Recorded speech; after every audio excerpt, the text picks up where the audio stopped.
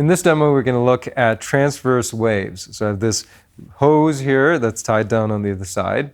So what I'm going to do is move it up and down and produce a transverse wave. So when I do that, you can see it travels and comes back.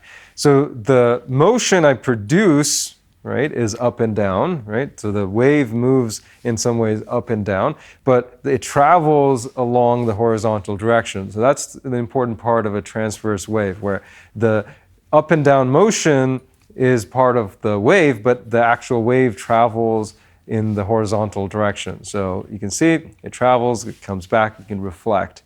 So this is different from a longitudinal wave.